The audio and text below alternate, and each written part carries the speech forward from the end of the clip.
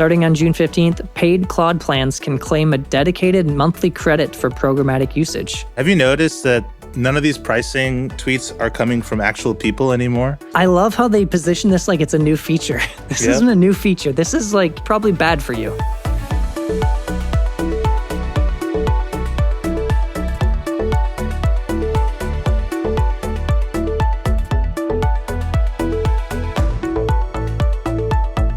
All right, welcome to Agents Hour. If you're just tuning in, like every week, there's some drama. Maybe Game of Thrones beat Thronesin', dude. Let's go ahead and pull up the screen and we will do the thing that we do every week, where we talk about the drama, we talk about what's happening, and we keep you informed if you're listening. This was a big one. The jury rejects Musk's lawsuit against OpenAI. This is from the New York Times. It says, breaking news. A jury rejected Elon Musk's lawsuit accusing OpenAI of putting commercial gain over the public good. Jurors decided his claims were barred by the statute of limitations. And it sounds like he is going to appeal, or has at least come out and said that he's going to appeal. So it's not done. It's just, OpenAI has won this round. There was some evidence on Elon's side of trying to be commercial as well, which probably was taken into evidence. Him not being there for closing statements probably impacted some sentiments there. He was in China with President Trump, so he wasn't there. A couple pieces of evidence I thought were really interesting. One, he did want it to make it a commercial thing, so him coming now saying it should be for, charity is kind of does not help his case. Second thing is he is running a competitor, XAI. So that also clouds how you view this thing. And XAI models have been, quote unquote, distilled from OpenAI, which is also not a good look for a legal battle here. And if anyone doesn't know, all Elon is asking for is a simple, small $134 billion in retribution or something. So this first fight goes to OpenAI. We'll see what happens next. Yeah, the story's not done. It's going to be ongoing for probably a few more years, I would imagine, before this thing's completely put to rest, because they're competitors, right? And now last week we talked about Elon Musk and Dario's alliance. The enemy of your enemy is my friend. So they're friends now. It's a Game of Thrones. It's a Game of Thrones. This came out. There's a tweet by Ivan from Daytona. A cloud built specifically for agents is coming. It will have web search, sandboxes, databases, storage, plus all the primitives. Hopefully it will be the answer to the unpredictable demand spikes brought on by agents. It'll look more like Stripe than AWS. OpenAI wants to build it. Vercel wants to build it. We want to build it. We as in Daytona, if you're Ivan. It's the next addition to the stack and one of the biggest prizes in infra right now. And I've also saw a bunch of comments, isn't this Cloudflare? And Cloudflare folks chiming in saying, we already have this. Isn't this Mastra?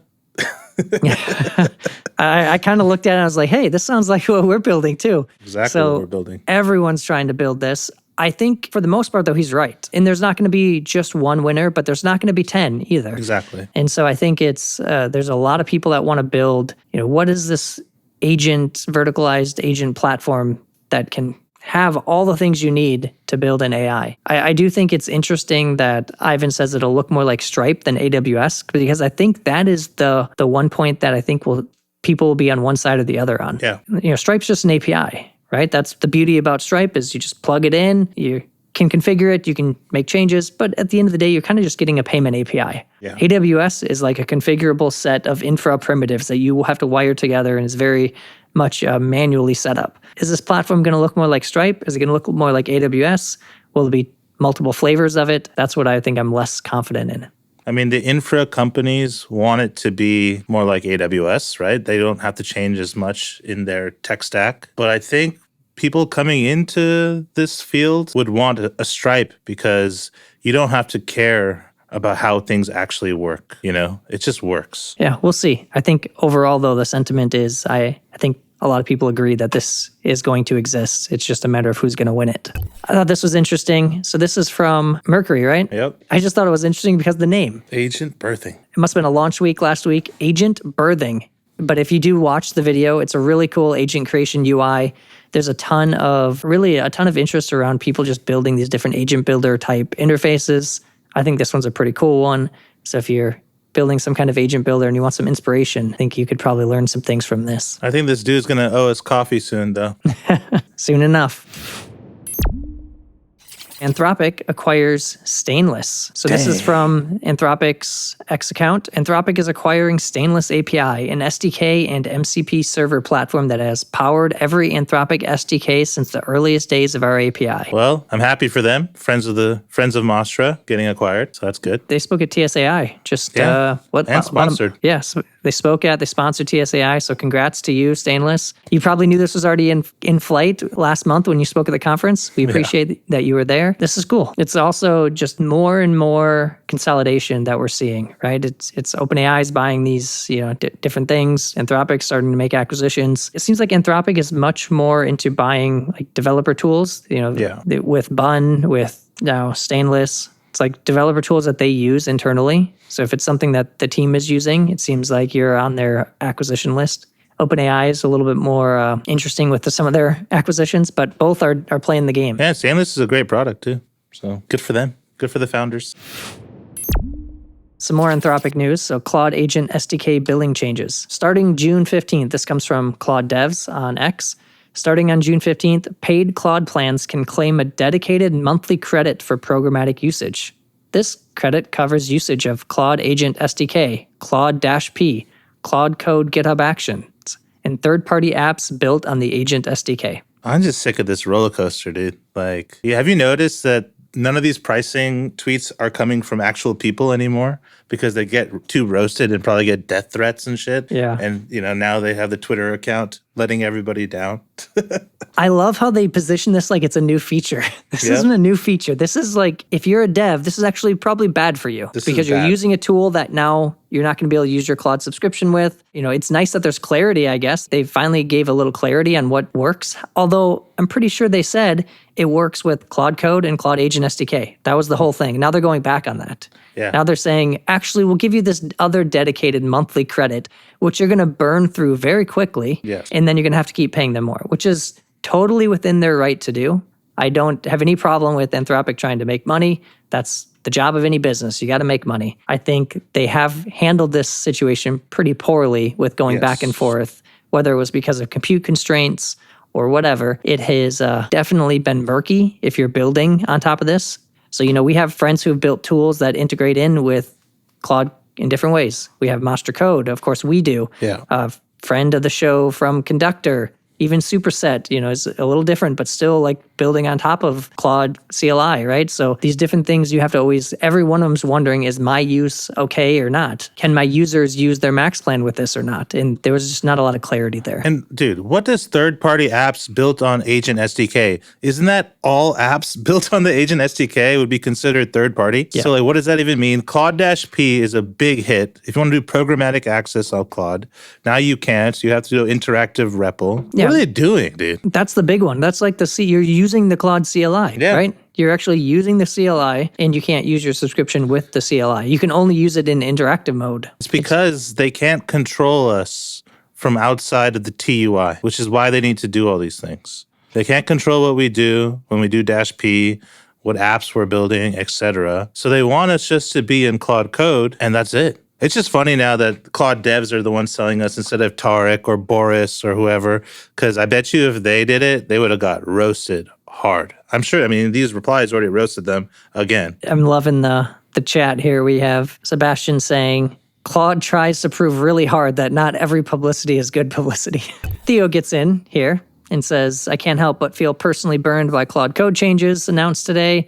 We put so much work into wrapping the atrocious Claude Agent SDK in T3 code. It was the only path they supported, so we made it work. It was hell. Now our users are getting their rate limits cut by 40x despite us doing everything right. I listened to the Claude Code team. I had my issues with their direction, but I trusted them and took them at their word. I will never make that mistake again. Until we see significant change, it is safe to assume any statement from an Anthropic employee is a lie on a timer. The rug will be pulled no matter how many promises are made beforehand. This is like a scathing review. This is a great burn, though. Yeah, this is a good burn from Theo. Nice work, Theo. This is a good burn. Theo was also telling people to quit Anthropic, right? Take what he says with a grain of salt now. He's very anti-Anthropic, maybe because of some of this, but still, I do think it's true, right? If you were building a product on top of it, it just wasn't clear what you could do. And then, of course, Anthropic can change their policies. That's it within their right, but this sucks. Then at the same time, they announced their weekly limits are increasing through July 13th. you can't use it programmatically, but your weekly limits inside their ecosystem is going up. So if you are, a Claude Code user, congrats, you have more limits. You just have less flexibility in how you want to use those tokens. Also announced by Claude, fast mode for Claude Opus 4.7 is now available in the API and in Claude Code. Don't use it. Costs a lot of money. Does It's it? Yeah. Fast mode is very expensive. Fast mode is the default for people who work at Anthropic. So they don't even see, right? They don't even see the subsidy in front of them. I was talking to some Anthropic folks. They're like, oh yeah, everybody uses fast mode. It is expensive, but not for us. It's like, all right, bro. This is, I guess, why the model labs are 3 months ahead of the rest of the Silicon Valley. Yeah, they're all in fast mode. That's why. They're all on fast mode.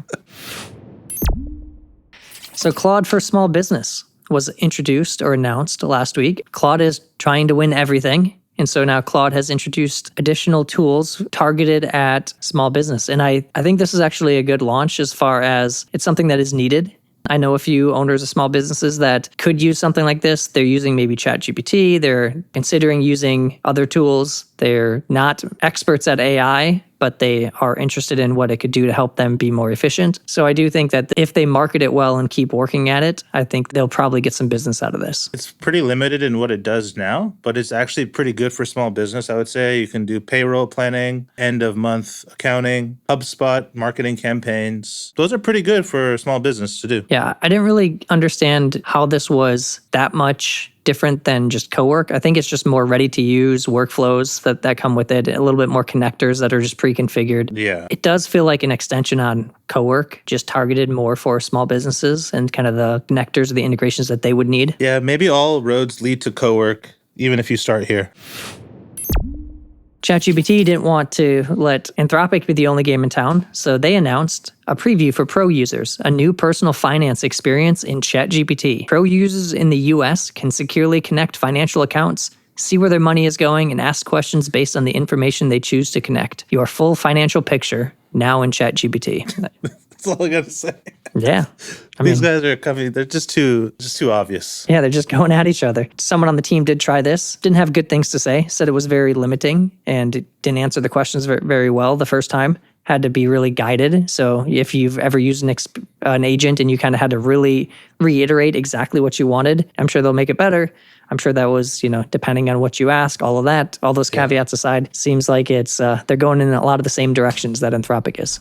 Dude, did you subscribe? Dude, I host the show. Did you subscribe? Did you subscribe?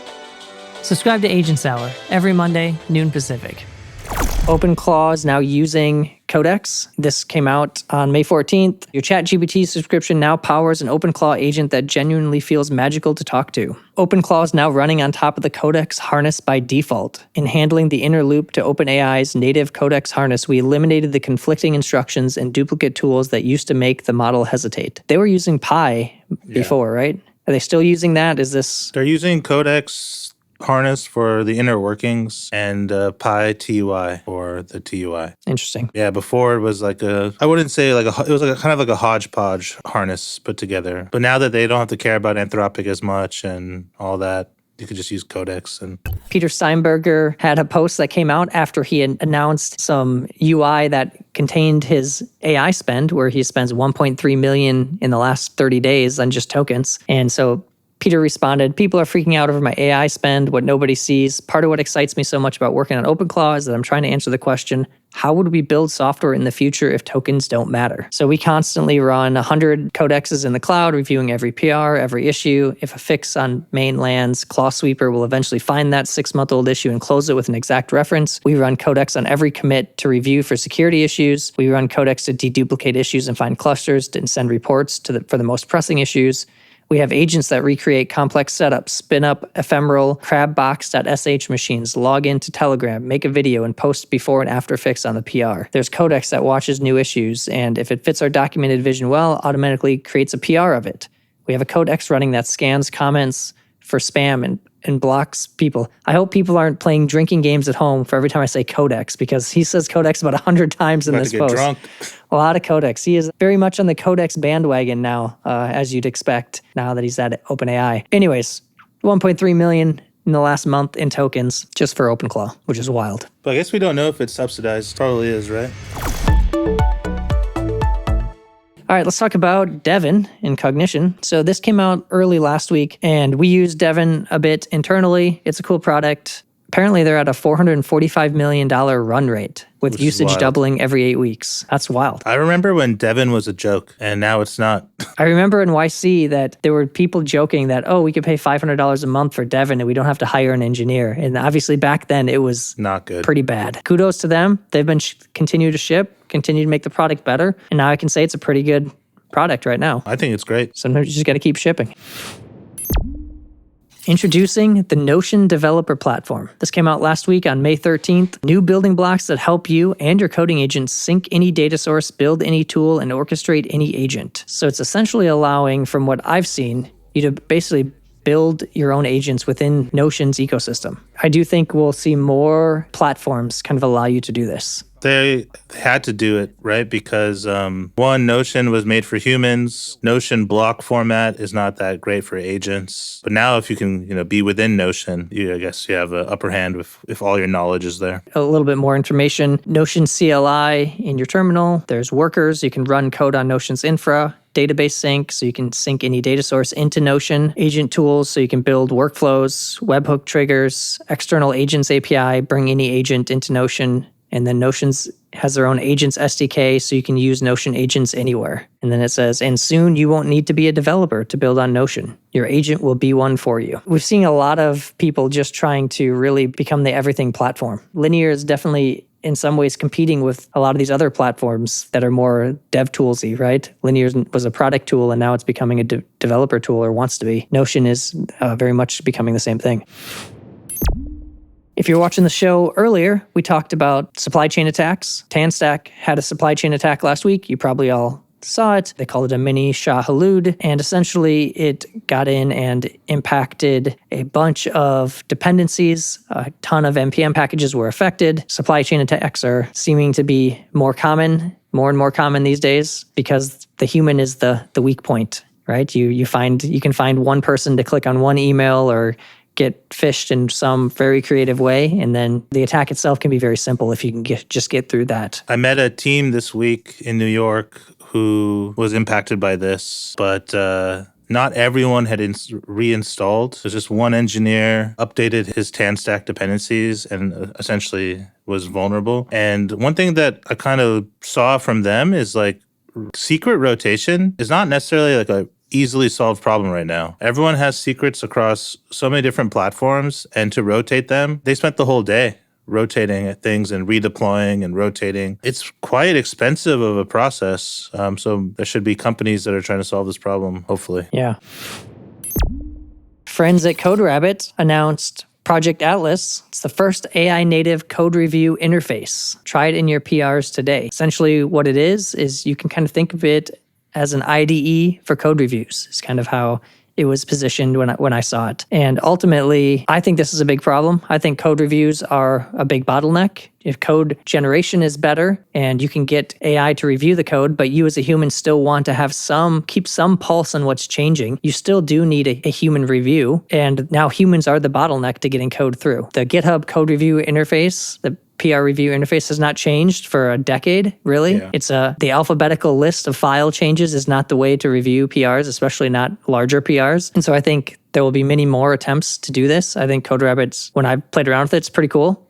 I think they're still making a lot of improvements and a lot of changes. I'd try it out if I were you, but I thought it's a good attempt, and I'm going to keep playing around with it and providing feedback to the team over there. We have so many PRs coming in, and one, we recently require issues with PRs now, which help you focus intent. But if you don't have a backing issue and you're just reviewing a PR from a stranger, maybe it wasn't part of your roadmap or some bug that was there, it's super hard to just review in the way that GitHub wants. But I was trying out CodeRabbit, and the way they prioritize the change set and what to look at is pretty unique. I think people will like it. Y'all should try it out. We should get Eric to come on the show and demo it. I think this is the first reputable company trying, there's a lot of startups trying to solve it, and kudos to them, but this is a little bit larger company putting a lot of stock into it, trying to solve the problem. And I think it's a problem that needs to be solved. Continuing on in the code review world, so Pullfrog is an open source CodeRabbit alternative that runs on GitHub Actions. So this got a lot of attention last week. So if you are looking for an open source alternative, maybe check it out.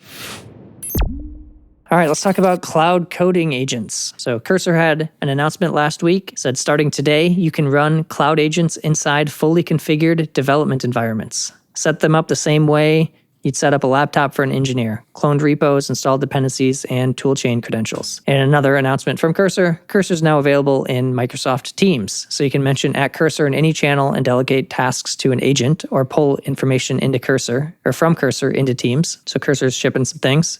OpenAI has released Codex in the ChatGPT mobile app. So now you can spin up basically coding agents from the mobile app on the go. OpenAI is even shipping on Saturdays. So Thibault had to announce, I don't know why we ship on Saturdays now, but there's a bunch of nice improvements to Codex, keyboard shortcuts, and a whole bunch of other things if you want to go and see his post about what they released on Saturday. Introducing code intelligence from Linear. So you can give Linear agent controlled access to your code base and turn repositories into shared product context your whole team can use. So essentially, Linear now wants you to give them access to your code, and then that can ideally play into the issues and everything that's created, help you kind of organize and build context around not just your product roadmap and your issues, but also the code that is coming out of it. Curious, Linear and Notion are going to be like just head-to-head enemies in this new world. Yeah, I mean, I think they're coming at it from different angles, but they're going to end up in similar places. I feel like we've been talking about the forward deployed engineer movement for a long time. So Aaron Levy had a pretty viral post about that forward deployed engineers or equivalent are about to become one of the most in-demand jobs in tech and one of the most important functions for AI rollouts. Deploying agents is far more technical of a task than most people realize, often far more involved than deploying software. Software generally works the same way every time, and generally for the past few decades has been updated versions of an existing technology or concept. With agents, you're actually deploying the equivalent of work output within the enterprise. The customer is effectively using you as a professional services provider for a task, which they expect to get solved nearly end-to-end now. This means you need to actually deeply understand the business process as a vendor and get the customer from current to the end state seamlessly. Companies need help figuring out which models will work best for their workflows. They need extensive evals set up often. They need change management support for workflows. They need to get their data set up for the agents and constant tuning of the agentic system for their processes. I actually agree with this. This was kind of in response to the fact that Google is going to recruit hundreds of engineers to assist clients in embracing its AI models. So you can't self-serve this stuff, I guess, you know? That's what they're arguing, at least. Dude, I met a kid from Stanford. He just graduated. I asked him what he wanted to do for a job, and he said he wanted to be an FDE. I'm not even joking. I was like, damn, where are we? The funny thing is, it's just like FDE is the new consultant, right? Yep. It's just, you are technical, you know how to use these AI tools. You're going to go into a business that doesn't have the expertise that you have, and you're going to help. Yeah, it's wild that that's the world we live in. Yeah, and you don't have to work at, stupid ass McKinsey or Accenture or something. You can work for OpenAI or Google or Anthropic and be an FDE there. This came out last week. If you are following the MCP spec, they're thinking of deprecating sampling, logging, and roots in MCP. Let me know if you rely on these. It's about time. No one's using those as far as I can ever see. I've never seen anyone say, oh, we really need roots. MCP, no. I haven't never heard it. Never came up on a call. Sampling, no. Logging, no. Elicitation, once or twice. Vapi raised a $50 million Series B to make everyday calls extraordinary. Thinking Machines had an announcement last week. It says, people talk, listen, watch, think, and collaborate at the same time, in real time. We've designed an AI that works with people the same way. We shared our approach, early results, and a quick look at our model in action. So Thinking Machines finally came out with the model. I watched the demo. It's pretty cool. It basically can see when someone comes on the screen, it can interact with them. So it feels a bit more real. Check out the demo. It is pretty cool. All right, so we have to talk about this. David Kramer from Sentry says, vendor-specific chatbots are broken by design. That means the Sentry agent, the Linear agent, and others you might have in Slack. They are fine for some point situations. They are nice to get started with, but agents with generalized access outperform them in every scenario. There's a whole bunch more we can go into here, but what do you think? Is it vertical specific chatbots? Are they broken? Are more general purpose agents that have access across systems better? What are your thoughts, Abi? I mean, I would agree. The more powerful the agent is and more general it can be with a very strong model, it'll probably do very well.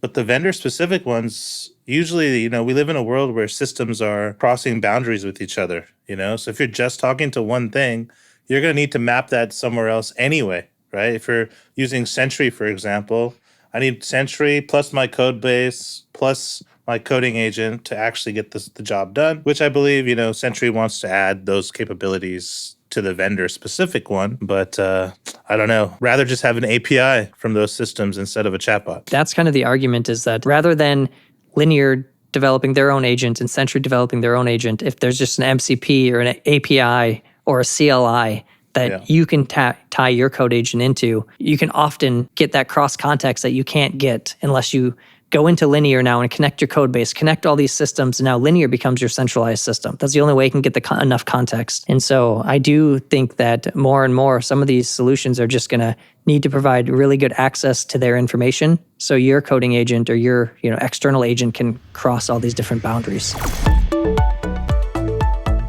All right, we got a whole bunch of quick hits. We're going to rapid fire through these. Replit announced parallel agents, so you can build faster by running up to 10 agents in parallel. Each agent gets its own copy of your app. They work on their own computer. They merge their work in agentically. Claude Code announced Agent View, one list of all your sessions, available today as a research preview. Who cares? Kua Driver is a macOS driver that lets any agent drive any app in the background with true multiplayer and multi-cursor built in. So that's kind of cool. Daybreak is announced by OpenAI. It's the frontier AI for cyber defenders. It brings together the most capable OpenAI models, Codex, and our security partners to accelerate cyber defense and continuously secure software. Files SDK was announced by Hayden and is a unified storage SDK for objects and blob backends. One small, honest API, web standards, I/O, and escape hatch when you need the native client. So 18 different providers for a Files SDK. So this is pretty cool. Yep. We're going to integrate with this. Lovable had some announcements. They introduced a new aesthetics update, so it's a whole new level of design and vibe coding, so it's trying to create better designed products. Lovable introduced skills, so you can add skills into Lovable. XAI announced an early beta of Grok Build, an agentic CLI for coding, building apps, and automating workflows is now available. So Grok is trying to get their CLI available and used for coding tasks. We'll see if the cursor acquisition ends up paying off in the long run. I feel like get my Grok Max plan. Yeah, got to get Grok Max. Grok, if you're not Grok Maxing, Yeah.